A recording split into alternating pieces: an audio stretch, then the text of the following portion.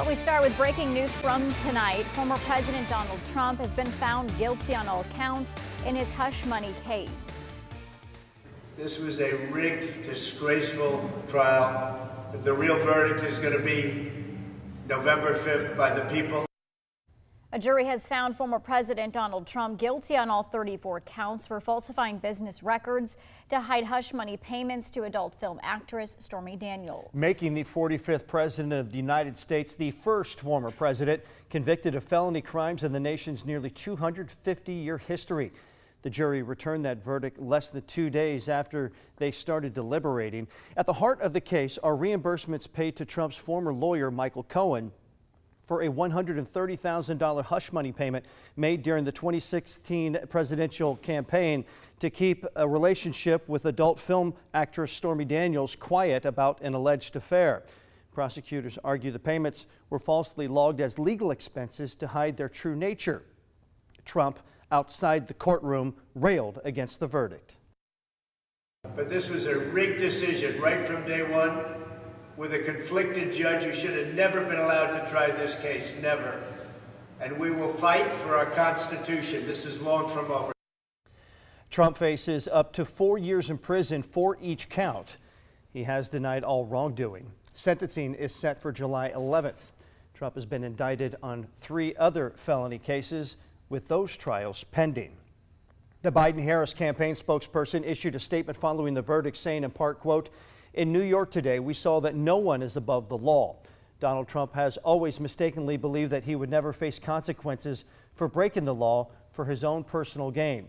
There is still only one way to keep Donald Trump out of the Oval Office, at the ballot box. Convicted felon or not, Trump will be Republican nominee for president." And we're bringing in 2 News reporter Grace Hewitt. She's been talking with local political experts about how we start to navigate through the sea of uncertainty. Grace? Brooke and John, a lot of unanswered questions right now, such as the effect on the country. And will the Republican Party still nominate Trump for president? Political experts say we just don't know the exact outcome. For the first time in U.S. history, a former president has been convicted of felony charges, 34 in the case of former President Trump, ending an unprecedented trial in an unprecedented time. It's historic. It is remarkable. It is shocking. It's just sort of all these things wrapped into one, and we've never confronted anything like this before. We have no track record for this to say what normally happens in these circumstances. So it's just quite unpredictable. Many questions remain. What impact will the verdict have on the polls? The scheduled debates, and would the GOP go in a different direction at the Republican National Convention, which is scheduled 4 days after Trump's sentencing date?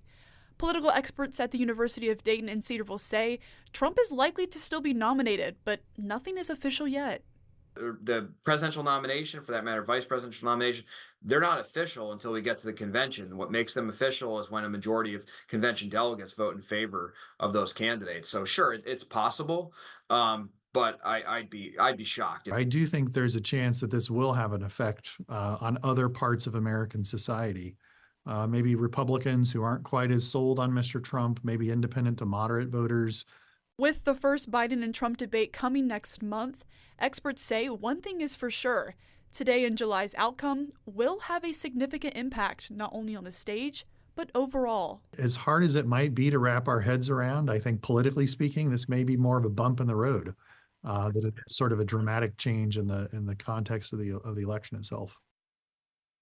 And former President Trump's sentencing is set for July 11th. As far as the appeal process, that is where we could see that take some time. Live in Newsroom, Grace Hewitt, 2 News.